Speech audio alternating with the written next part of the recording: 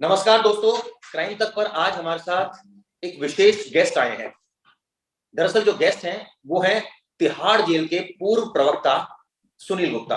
आपने सुनील गुप्ता जी का नाम सुना होगा। हमारे जो व्यूअर्स हैं जो नहीं जानते हैं, मैं उनके बारे में बता दूं। सुनील गुप्ता जी ने एक किताब लिखी है और उस किताब की काफी चर्चाएं भी हैं। किस तरह से जेल के अंदर एक अलग कानून चलता है, किस तरह से सब कुछ पता होने के बाद भी प्रशासन कुछ नहीं करता है। ये तमाम मुद्दों पर बात करते हैं। सीधा टू द पॉइंट आते हैं। सुनील जी, अब जिस तरह से ये पूरा मामला सामने आ रहा है लॉरेंस बिश्नोई का, सर जेल से साजिशें कब तक रचती रहेगी? देखिए, जेल से साजिशें जो है चलती रहेंगी और इसको मुझे तो नहीं लगता कि कोई रोक पाएगा, क्योंकि इसके लिए जो इंफ्रास्ट्रक्चर चाहिए, जो जेल का एक हिरार्की चाहिए, जब तक आप जेल में स्टाफ की हिरार्की नहीं बनाओगे, जब तक जेल में आप प्रोफेशनलिज्म नहीं लाओगे, तब तक ये चलता रहा है और चलता रहेगा। नहीं मतलब किस तरह की सर आप बात कर रहे हैं? हायरार्की किस तरह की? क्या जो जेल का स्टाफ है वो कम है, ये कम पढ़ा लिखा है, या ये कहा जाए कि लोअर रैंक के ऑफिसर से जो सारी कमांड चला रहे हैं? देखिए, मैं हिरार्की की बात कर रहा हूँ। एक तो स्टाफ तो हमेशा कम होता है। जो भी हमारी एट्रिशन रेट है काफी ज्यादा है। करीब करीब 25% हमारा जो स्टाफ जो है वो चला जाता है एक साल के अंदर अंदर। तो 25% तो आपकी वैकेंसी हमेशा होती है। उसके बाद जो हिरार्की की बात जो मैं करना चाह रहा हूँ वो ये है कि हमारे यहाँ तिहाड़ में प्रोफेशनलिज्म की बहुत ज्यादा कमी है। प्रोफेशनलिज्म की कमी क्यों है, इसके पीछे कारण है कि इसके पीछे वेस्टेड इंटरेस्ट है। कुछ एक सर्विसेज हैं जो चाहती हैं कि वो जितने भी इंपॉर्टेंट पोर्टफोलियो जेल के हैं वो उसको मैन करते रहें। अब जैसे मैं आपको बताता हूँ तिहाड़ की हिरार्की क्या है। तिहाड़ की हिरार्की में सबसे सीनियर मोस्ट ऑफिसर जो है डायरेक्टर जनरल प्रिजन हो जाता है, जो कि एक आईपीएस कैडर का होता है। उसके बाद जो दूसरी पोस्ट है वो है एडिशनल इंस्पेक्टर जनरल की, जो कि एक प्रमोटी आईएएस ऑफिसर का हो जाता है। उसके बाद है डीआईजी प्रिजन। डीआईजी प्रिजन तो दैनिक्स कैडर का है। दैनिक्स मतलब जो एक एलाइड सर्विसेज है, यूटीसीएस जिसको कहते हैं, ये यूटीसीएस यूनियन टेरिटरी सिविल सर्विस है, उसका ये ऑफिसर होता है। उसके बाद सुप्रिंटेंडेंट जेल जो है वो सारे जो है अभी तक लगभग यूटीसीएस के होते हैं, दैनिक्स कैडर के होते हैं। और उसके बाद जो है deputy superintendent grade 1। Deputy superintendent grade 1 में 75% तो प्रमोटी ऑफिसर होते हैं जेल के जो होते हैं, 25% बाहर से डेपुटेशन पे होते हैं। उसके बाद deputy superintendent grade 2, assistant superintendent और उसके बाद हेड वार्डर, वार्डर, ये सारे जेल कैडर के होते हैं। अब क्या है कि जब जो सबसे जो इम्पोर्टेंट पोस्ट अगर आप देखें जेल की हिरार्की में, वो है सुप्रिंटेंडेंट जेल की पोस्ट। अब सुप्रिंटेंडेंट जेल की जो पोस्ट है इस पे ये दैनिक्स कैडर के ऑफिसर लाते हैं। अच्छा, मुझे कोई ऑब्जेक्शन नहीं है कि दैनिक्स कैडर के ऑफिसर आते हैं, तो कोई ऑब्जेक्शन की बात नहीं है। पर आप इसमें देखें, इस पे सबसे पहला ऑब्जेक्शन तो ये है कि जेल जो है एक प्रोफेशनल ये जगह है जहाँ पे प्रोफेशनली ट्रेंड लोग जो है काम कर सकते हैं। ये यूएनओ के रूल्स में भी लिखा हुआ है और जो गवर्नमेंट ने जो मॉडल प्रिजन मैनुअल बनाया है उसमें भी लिखा हुआ है कि एक प्रोफेशनल सीट है जो जेल की डिफरेंट हिरार्की में होती है। अब सुप्रिंटेंडेंट जेल जो है सबसे इंपॉर्टेंट पोस्ट जो है सुप्रिंटेंडेंट जेल की होती है। अनफॉर्चुनेटली दिल्ली में ये सारी पोस्टें जो है जो दैनिक्स कैडर के ऑफिसर होते हैं, मेरे को दैनिक्स ऑफिसर के कैडर के खिलाफ कुछ भी नहीं है, पर जो उसकी पोस्टिंग होती है उसके बारे में मेरे को ऑब्जेक्शन है। वो मैं बताता हूँ कैसे। आप देखें, पहले क्या होता था, जब दैनिक ऑफिसर जब यहाँ होते थे वो सारे जो है डायरेक्ट दैनिक्स होते थे, बड़ा एनर्जेटिक होते थे, बिल्कुल नए नए जो है सिविल सर्विस में आते थे, तो उनको 3-4 साल की नौकरी के बाद यहाँ लगा देते थे। तो उनका कंट्रीब्यूशन बहुत ज्यादा होता था जेल की मैनेजमेंट में, क्योंकि उनमें ना एक बड़ा जोश होता था काम करने का। और वो गलत जो आदतें होती हैं, जो गलत प्रैक्टिसेस होती हैं, उसमें लिप्त नहीं होते थे। उसके बाद धीरे धीरे इन्होंने क्या करना शुरू कर दिया कि पहले जो डायरेक्ट ऑफिसर आते थे उनकी जगह पे इन्होंने इनडायरेक्ट ऑफिसर जो है भेजने शुरू कर दिए। इनडायरेक्ट ऑफिसर मतलब ये कि जो क्लरिकल पोस्ट पे आया, क्लरिकल पोस्ट से जो है प्रमोट होते होते जो है वो जब एडॉक दानिक में पहुंचा, आप लगा लें कि वो 50 साल से उसकी ज्यादा उम्र हो जाती है, जब वो एडॉक धार्मिक पे पहुंचते हैं तो उसको जेल में पोस्ट कर देते हैं। अब इतनी लेट स्टेज पे, अब कोई 50 साल का आप लगा लें बुजुर्ग ही हो जाता है, जब इतनी लेट स्टेज पे उस आदमी को आप जेल का सुप्रिंटेंडेंट लगाएंगे, एक तो उसका मेंटल बेंटअप ऐसा नहीं होता कि वो कोई रिफॉर्मेटिव हो इंपॉर्टेंट सके। बात आप बोल रहे हैं सुनील जी, कि आपका कहना साफ साफ ये है कि ऐसे लोगों को क्लैरिकल जो जॉब में होते हैं, जो फॉर एग्जांपल अगर दिल्ली पुलिस की हिरार्की की बात करें कि कांस्टेबल को आपने बना दिया एक तरह से कहा जाए डीसीपी, तो वो अपने हिसाब से उसकी जो सोच होगी वैसे काम करेगा, प्लस उसमें जो एनर्जी लेवल होगा वो भी कम होगा। हाँ बिल्कुल, आपने बिल्कुल ठीक किया, कंपैरिजन किया है। मैं इसको दूसरा अगर कंपैरिजन करूं, ये है कि दिल्ली पुलिस में सपोज अगर उनके पास जो एसीपी रैंक के ऑफिसर हैं उनकी कमी है, तो वो अपने पुलिस रैंक से या तो उसको प्रमोट करेंगे, या और जगह के जो पुलिस रैंक के लोग आते हैं उनको डेपुटेशन पे लाएंगे। पर हमारे यहाँ जो है, हमारे यहाँ अगर सुप्रीम जेल की पोस्ट के लिए इनके पास कैंडिडेट नहीं है, वैसे तो इनके पास कैंडिडेट है, ये लोग अगर अपने लोगों को प्रमोशनल चांस दे तो कोई कैंडिडेट्स की कमी नहीं है। पर अगर ये मानते हैं कि हमारे यहाँ प्रोफेशनलिज्म इतना नहीं है कि जो इस सुप्रीम की पोस्ट को वो संभाल सके, तो इनको अगर लाना है तो आप पैरामिलिट्री फोर्स से जो है यहाँ पे आप डेपुटेशन पे लाएं, ना कि कलर को। तो सर ये बात तो सबको पता होगी ना, ये तो सारा एक सिस्टम है। ये जो पोस्टिंग होती है, ये सर एक बार और जानना चाहूंगा, तिहाड़ जेल की अगर बात करूं, ये पोस्टिंग का जिम्मा किसका है? दिल्ली सरकार का है? ये जो व्यवस्था बना रखी है दिल्ली सरकार ने बनाई या फिर केंद्र सरकार ने बनाई? हाँ, ये देखिए व्यवस्था जो है ये है दिल्ली सरकार की। जो हाँ, दैनिक्स की जो दैनिक्स इससे डायरेक्ट सिविल सर्विस से आते हैं, उनको सेंट्रल गवर्नमेंट जो है दिल्ली सरकार के डिस्पोजल पे कर देती है और दिल्ली सरकार को आगे पोस्टिंग करनी होती है। पर जो ये प्रमोटी जो आ रहे हैं, ये प्रमोटी जो होते हैं ये एडॉक धार्मिक बनते हैं, इनको ये तिहाड़ पे पोस्ट कर देते हैं।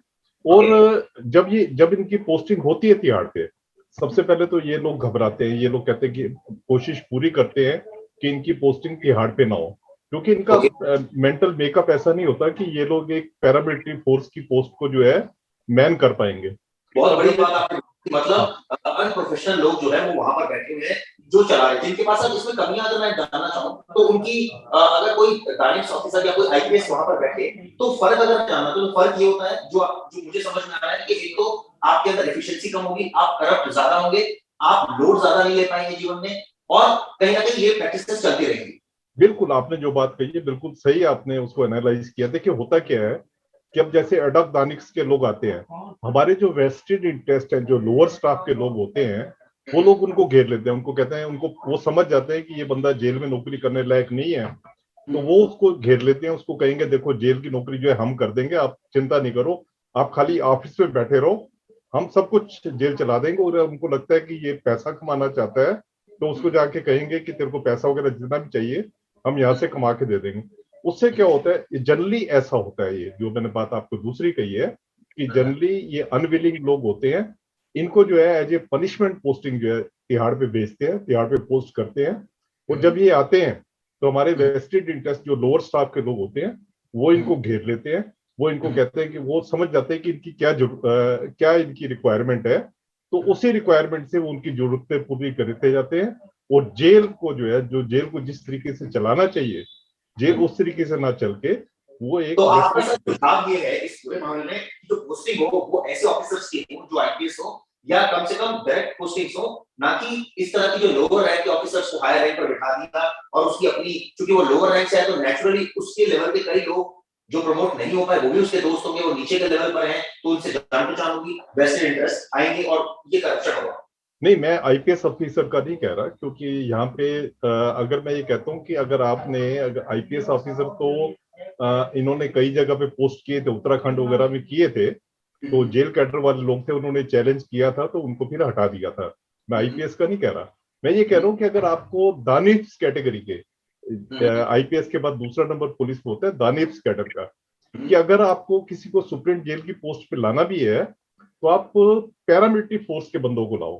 पैरामिलिट्री फोर्स के जैसे सीएपीएफ है या दूसरी बीएसएफ, सीआरपीएफ, इनके जो होते हैं असिस्टेंट कमांडेंट वगैरह, उनको आप लाओ तो वो जेल को बेटर वे से चला पाएगा। किस तरह से करप्शन जेल के अंदर होता है ये बात आपके समझ में आने की, जो डायरेक्ट ऑफिसर है उनकी पोस्टिंग की जाए। अब करप्शन की अगर मैं बात करूं, किस तरह के करप्शन अंदर होते हैं। हर चीज पैसे से बिकती है। आपको खाना अच्छा चाहिए, आपको पहनना अच्छा है, आपके लिए टीवी हो, आपको और फ्रीडम मिले, किस तरह से अंदर जो है वो व्यवस्थाएं बन जाती है। मैं तो कई बार सुना चिकन पार्टी हुई है सुपरिटेंडेंट के कमरे में जब एक्शन हुआ है, तो ये कैसे सब संभव हो पाता है? ये पूरा नेक्स्ट। मैं आपको अगर पूरा तिहाड़ की आपको अंदर की वर्किंग बताऊं, हमारे यहाँ 30% स्टाफ ऐसा है जो कि कहते हैं कि हम नहीं सुधरेंगे। उन्होंने जो भी गलत चीज होनी है उन्होंने करनी है। जेल में जो करप्शन होगी उसमें उनका हाथ होगा, और वो बहुत सर ये एक्टिव रहते बात हैं। आप सीनियर ऑफिसर्स या डीआईजी डीजी के लेवल के ऑफिसर को नहीं पता होती बात?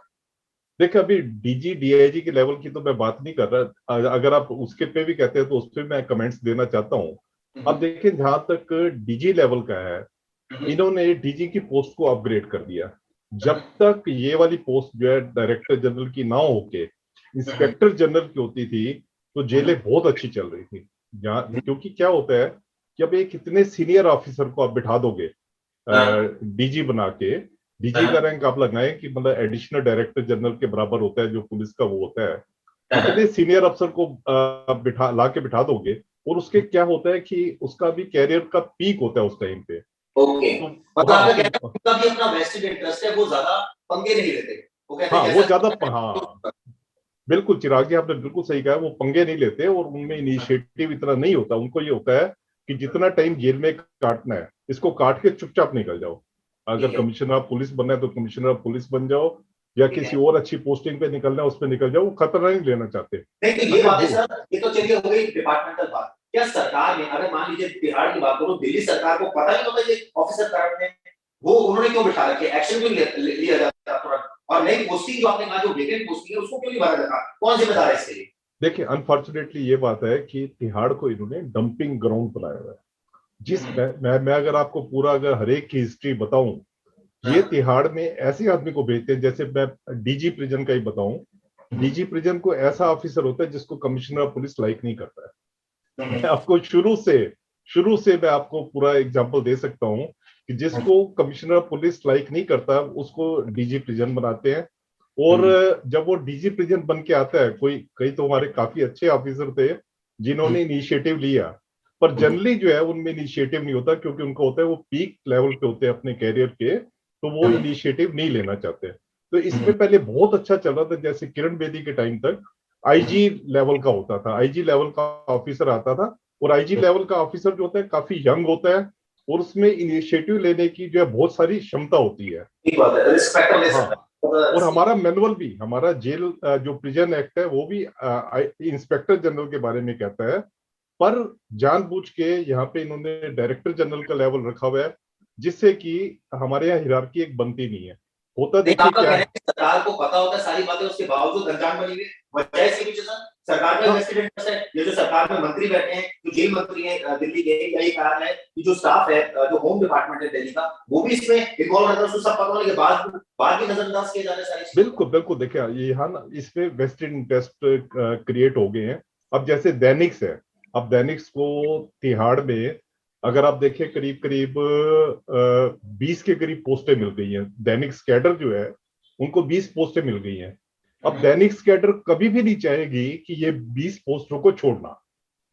अगर कोई भी अगर कोशिश करता है कि ये दैनिक्स का नहीं होना चाहिए, जेल वालों को प्रमोशन करनी चाहिए, या कोई भी सोचता है कि जो दूसरे पैरामिलिट्री के लोग हैं वो सुप्रीम जेल की पोस्ट पे है, तो इनमें अंदर जो है इनका गतिरोध हो जाता है। वो कहते हैं कि तुम अपनी दैनिक्स की पोस्टें जो है क्यों छोड़ रहे हो।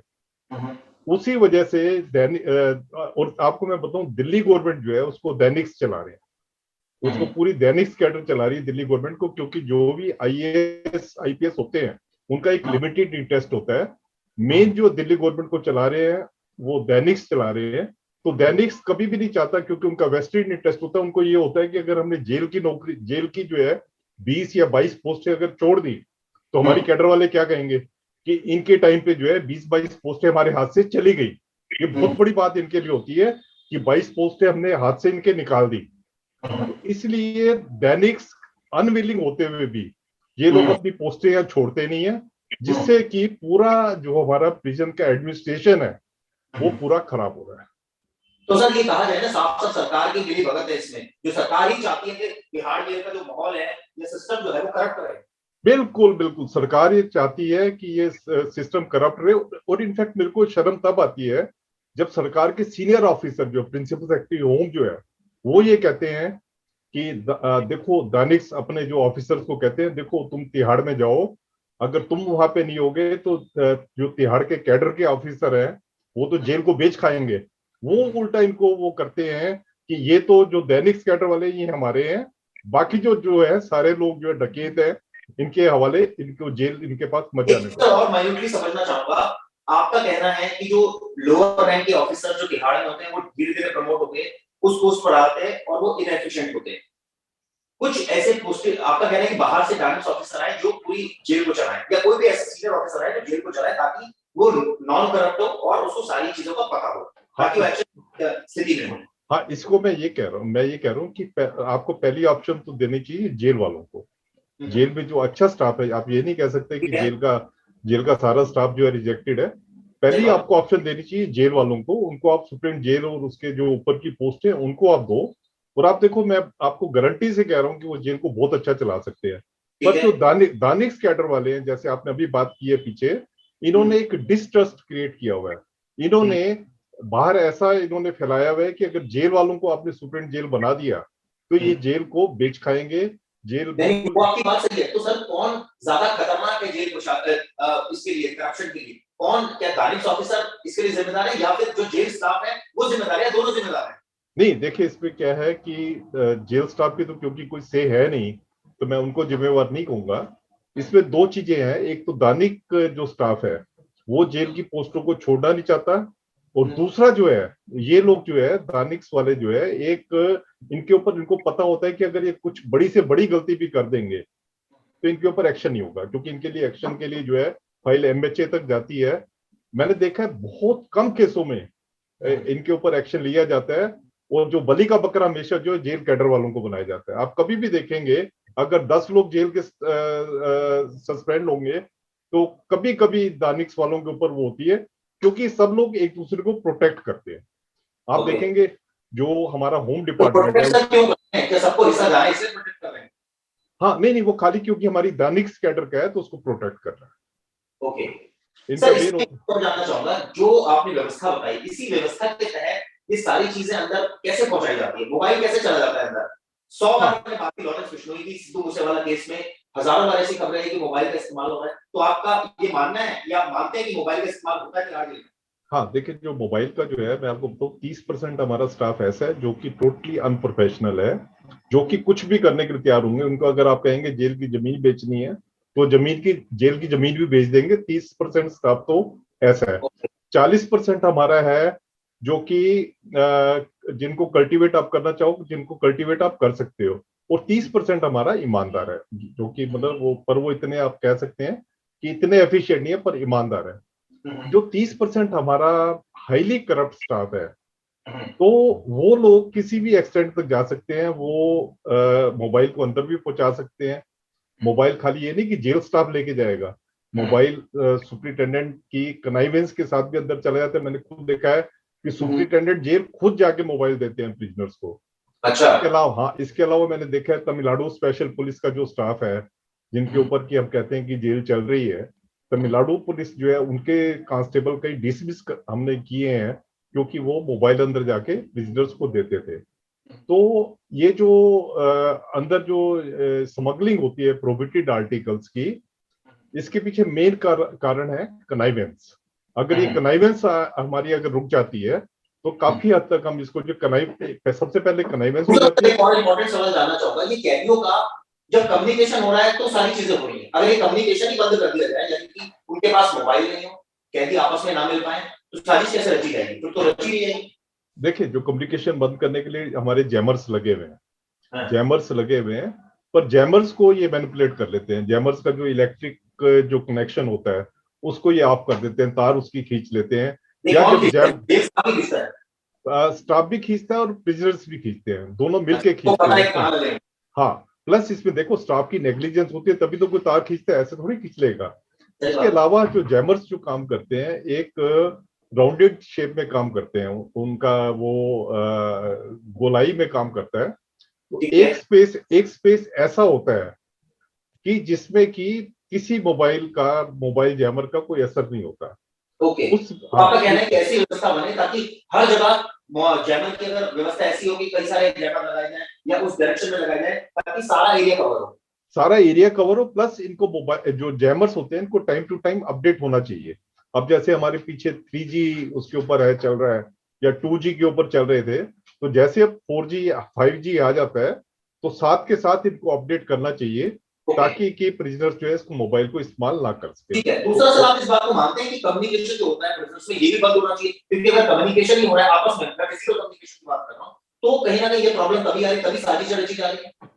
हाँ देखिए, जो कम्युनिकेशन की जो बात है, हम या तिहाड़ में, अगर मैं तिहाड़ की खाली बात करूं, तिहाड़ में आपने कम्युनिकेशन के सफिशिएंट गवर्नमेंट एवेन्यू दिए हुए, जैसे हर एक उसमें पीसीओ लगा हुआ है।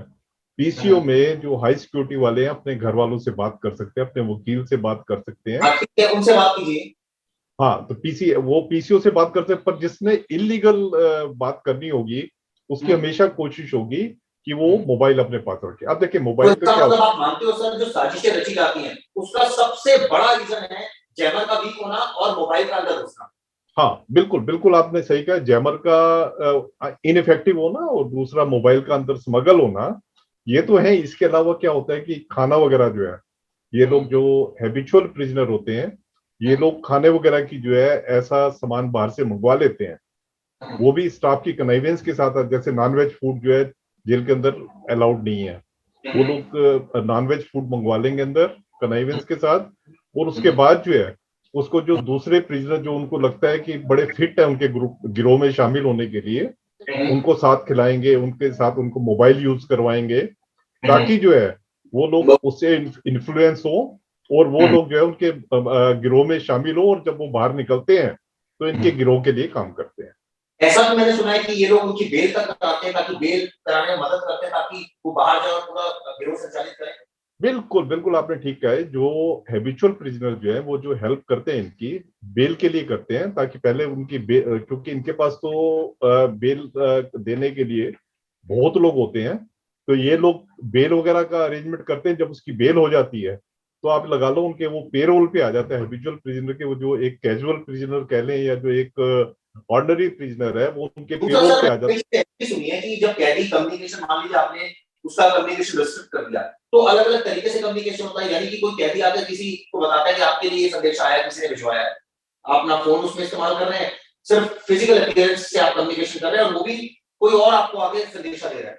नहीं नहीं, ये आपने चिराग, ये बहुत अच्छी बात की है। एक बार मैंने लाखों प्रिजनर जो है जेल से छोड़े होंगे, मेरे सिग्नेचर से छूटे होंगे, तो जब हम उनके प्रिजनर्स को छोड़ते थे तो उनके सर्च लेते थे, तो हर एक प्रिजनर की जेब में कोई ना कोई चिट होती थी जो उसने बाहर जाके देनी होती थी, हर एक प्रिजनर के पास।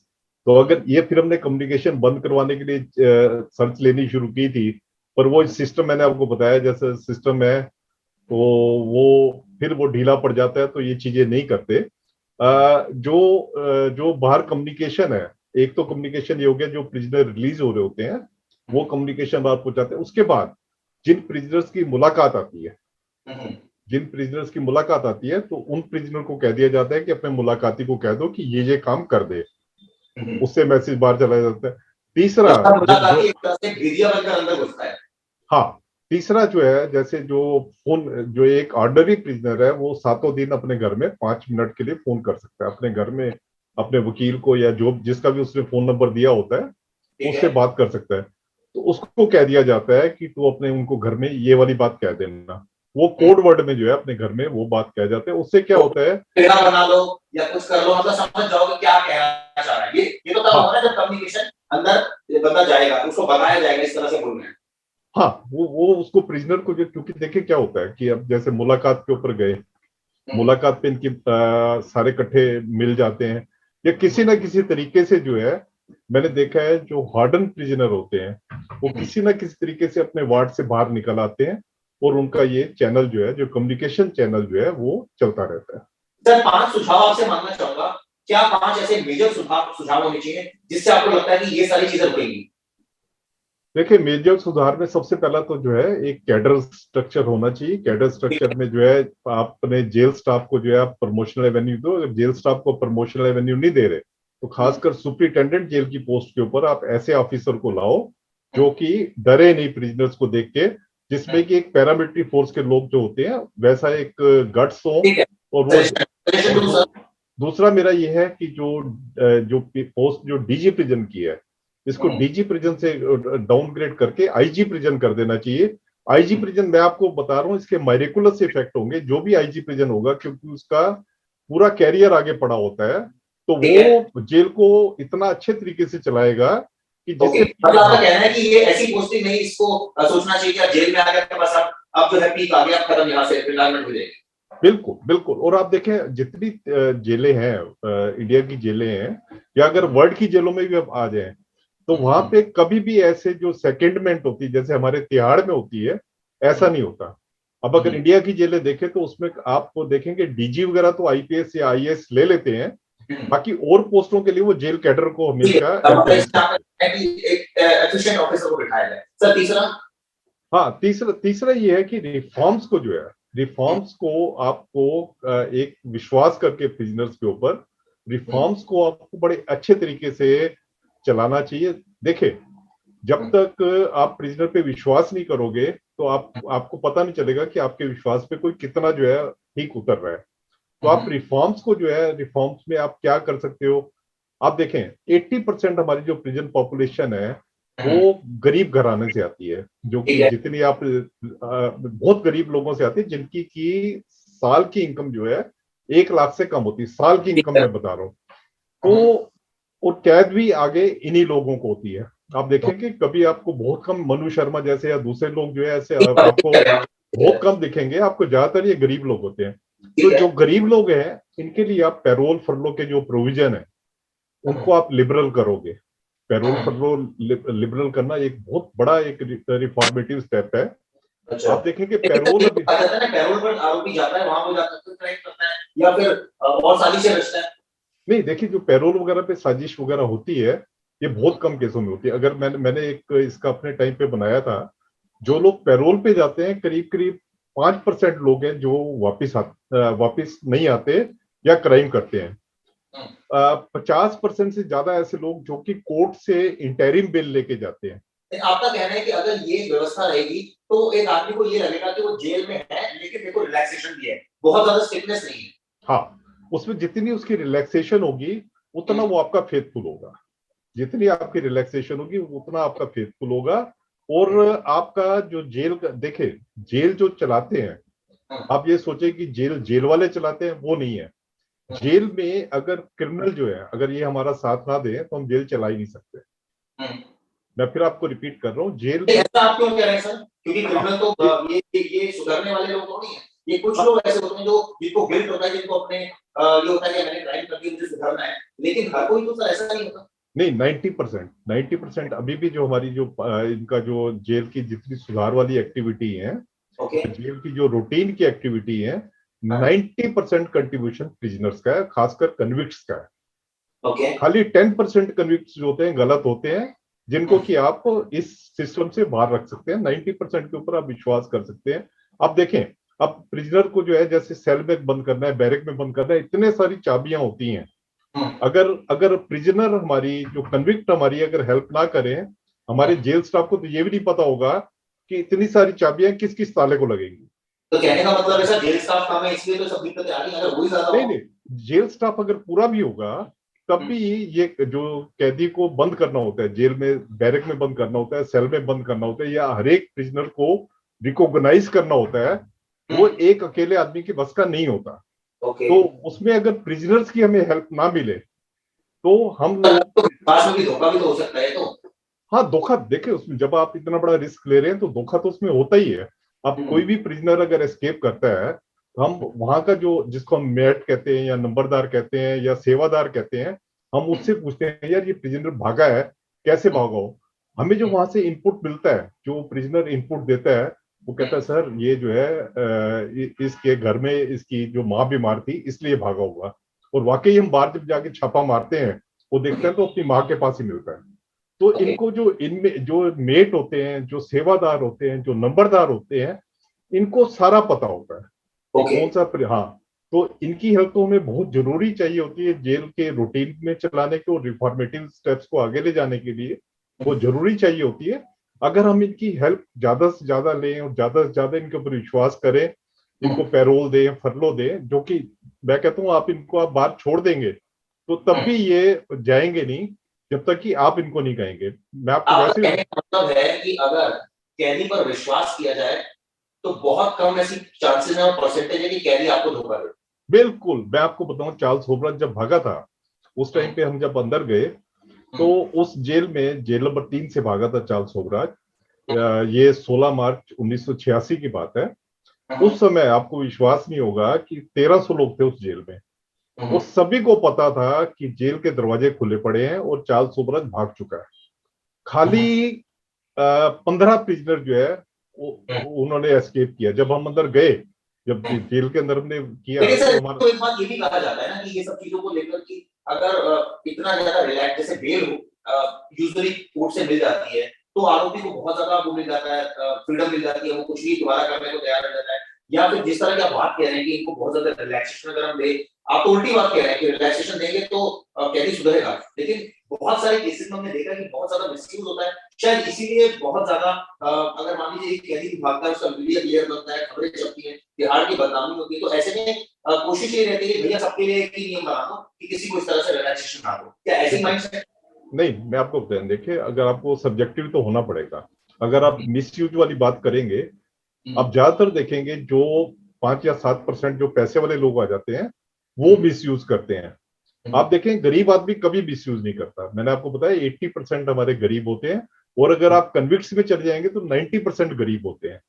ये लोग कभी धोखा नहीं देते अगर हम इनके ऊपर विश्वास करते हैं। जबकि हमारा, मैं आपको बता रहा हूँ, 1 घंटा जेल नहीं चल सकती। अगर 1 घंटा, मैं 1 आवर्स की बात कर रहा हूँ, 1 आवर जेल नहीं चल सकती अगर ये प्रिजनर हमारा साथ ना दे तो। कैदियों को बंद करना है, खोलना है, हर एक कैदी को पहचानना है, खाना खाना बांटना है उनको, सब चीज में ये प्रिजनर हमारा सहयोग देते हैं। तो अगर इनके ऊपर थोड़ा, अगर आप इनको पैरोल फरलो अगर वो आप दे देंगे, क्योंकि आप देखें पैरोल के जितने केस होते हैं ये दिल्ली गवर्नमेंट के पास जाते हैं, और दिल्ली गवर्नमेंट इनवेरिएबली आप देखेंगे कि 20% केसों में पैरोल देती होगी, और वो भी उन लोगों को जो कि वहां तक पहुंच जाते हैं। जिनकी पहुंच होती है उनको मिलती है, दूसरों को पैरोल मिलती नहीं है। तो यही पैरोल की पावर, जैसे आप और स्टेट्स में देखेंगे, पैरोल की पावर उन्होंने डीजी के पास रखी हुई है, और यहाँ भी इनको पैरोल की पावर डीजी के पास रखनी चाहिए। क्यों इन्होंने दिल्ली गवर्नमेंट में इतने पास रखा हुआ है? जब से इन्होंने फरलो की पावर डीजी को दी है, जेल के जो कन्विक्ट्स का डिसिप्लिन है उसमें बहुत ज्यादा सुधार हुआ है। ये तो मैं आपको जैमर की अगर बात करें, हाँ, जैमर की जो बात है, अगर आप जैसे आप कई स्टेट्स में जाएंगे, वहां देखेंगे कि जो वहां के जो कैदी है सिक्योरिटी में पूरा सहयोग देते हैं जेल स्टाफ का। सिक्योरिटी कैसे? जैसे कि रात को हमारे सिपाही होते हैं, ड्यूटी पे होते हैं, साथ के साथ उनके नंबरदार भी जो ड्यूटी पे होते हैं, मतलब कैदी और ये हमारे सिपाही मिलके जेल चलाते हैं। हमारे यहाँ तिहाड़ में भी ऐसी था, पहले कैदी और सिपाही मिलकर जेल चलाते थे। और अगर आप कैदी को अगर सिक्योरिटी में कहते हैं कि आप हेल्प करें, एक कैदी की ड्यूटी लगा देते हैं, वो जाके देखे कि कोई तार जो है इसकी जैमर की जो है कोई तार ना निकले, कोई उसको खराब ना करे, और अगर खराब हुई भी है किसने की है तो कैदी आपको बिल्कुल करेक्ट इंफॉर्मेशन ला के आपको दे देता है। और आप उसके ऊपर आप ये भी मानते हैं कि कहीं ना कहीं जो रिस्ट्रिक्शंस हैं, जो फिजिकल रिस्ट्रिक्शंस हैं, चाहे वो फोन के जरिए बातचीत हो रही है अपने रिश्तेदारों से, या फिर कुछ और कैदी आपस में बात कर रहे हैं, या फिर और बहुत सारी चीज हो रही है, उसकी वजह से वो भी थोड़ा रिस्ट्रिक्ट हो रहा है। हाँ, इसमें ये है कि अगर आप उसके ऊपर भरोसा करते हैं कैदी के ऊपर, तो आप देखेंगे आपका सिस्टम जो है बहुत अच्छा हो जाएगा।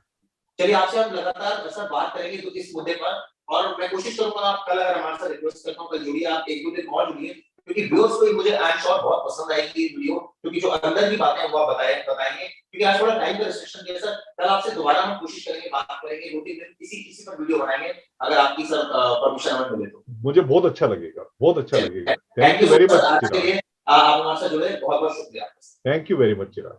तो आपने देखा किस तरह से तिहाड़ जेल के पूर्व प्रवक्ता ने खुलासे किए, बताया किस तरह से सिस्टम चलता है, ये बताया कि इस सिस्टम को कैसे सुधारा जाएगा। उन्होंने साफ साफ कहा कि कमियां बहुत हैं और इसके लिए सरकार जिम्मेदार, लेकिन साथ साथ कुछ ऐसे ऑफिसर्स भी हैं जो करप्ट है, यानी 30% के आसपास ऐसे ऑफिसर्स होंगे जो चाहते हैं कि वहां भ्रष्टाचार रहे, और इसी वजह से कैदियों को ये कहा जाए कि कुछ कैदी हैं जो मिसयूज कर रहे हैं, खासकर वो कैदी जो पैसे वाले हैं, जो दबंग हैं, ये कहा जाए जिनका गैंग बहुत बड़ा है। तो दोस्तों ये वीडियो आपको कैसे लगी हमें जरूर बताइएगा। धन्यवाद।